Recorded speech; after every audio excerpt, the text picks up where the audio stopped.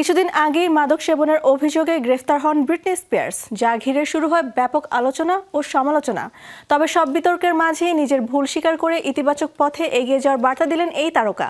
স্বেচ্ছায় মাদক নিরাময় কেন্দ্রে ভর্তি হয়ে নতুনভাবে ঘুরে দাঁড়ানোর সিদ্ধান্ত নিয়েছেন তিনি।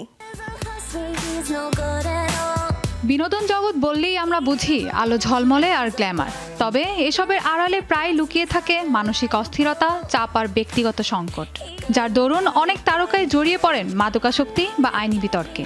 এই ধারাবাহিকতার মধ্যেই আবারও আলোচনায় ব্রিটনি স্পিয়ার্স, যিনি সাম্প্রতিক গ্রেপ্তারের পর নিজেকে সুস্থ করতে ভর্তি হয়েছেন একটি মাদক নিরাময় কেন্দ্রে, যা তার জীবনের নতুন অধ্যায়ের ইঙ্গিত দিচ্ছে। ব্রিটনি স্পিয়ার্স সাম্প্রতিক মাদকাসক্তি নিরাময় কেন্দ্র সাবস্টেন্স অ্যাবিউজ ট্রিটমেন্ট ফ্যাসিলিটিতে ভর্তি হয়েছেন, যা তার সাম্প্রতিক আইনি সমস্যার পর একটি গুরুত্বপূর্ণ পদক্ষেপ হিসেবে দেখা হচ্ছে। তার প্রতিনিধি জানিয়েছেন, ৪৪ বছর বয়সী এই পপ তারকা স্বেচ্ছায় চিকিৎসা নিতে সেখানে গিয়েছেন। গত ৫ই মার্চ ক্যালিফোর্নিয়ার ভেঞ্চুরা কাউন্টিতে ইউএস মহাসড়কে দ্রুত ও বেপরোয়া গতিতে একটি গাড়ি চালানোর অভিযোগ পায় পুলিশ। পরে ক্যালিফোর্নিয়া হাইওয়ে প্যাট্রোল ঘটনাস্থলে গিয়ে ব্রিটনি স্পিয়ার্সকে থামায় এবং তাকে মাদক সেবন করে গাড়ি চালানোর সন্দেহে ফিল্ড সোব্রাইটি টেস্ট নেওয়া হয়। পরীক্ষার পর তাকে গ্রেপ্তার করা হলেও কয়েক ঘন্টা পরেই জামিনে মুক্তি দেওয়া হয় এই তারকাকে।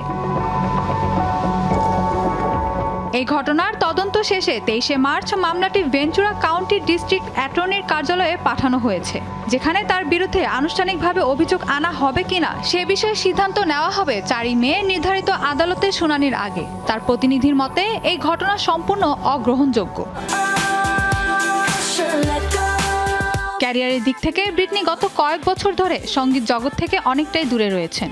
প্রায় ৮ বছর ধরে তিনি কোনো ট্যুর করেননি এবং প্রায় ১ দশক ধরে নতুন অ্যালবামও প্রকাশ করেননি। তবে ২০২১ সালে দীর্ঘ প্রায় ১৪ বছরের আদালতের নিষেধাজ্ঞার অবসান ঘটিয়ে তিনি নিজের জীবন ও আর্থিক সিদ্ধান্তের উপর পূর্ণ নিয়ন্ত্রণ ফিরে পান। এরপর ২০২৩ সালে তিনি তার বহুল আলোচিত স্মৃতিকথা দি উইমেন ইন মি প্রকাশ করেন, যা ব্যাপক জনপ্রিয়তা পায়। সব মিলিয়ে সাম্প্রতিক এই চিকিৎসা গ্রহণকে ব্রিটনি স্পিয়ার্সের জীবনের ইতিবাচক পরিবর্তনের সম্ভাব্য সূচনা হিসেবে দেখছেন অনেকেই। Mahbuba Mostarin, showbiz tonight.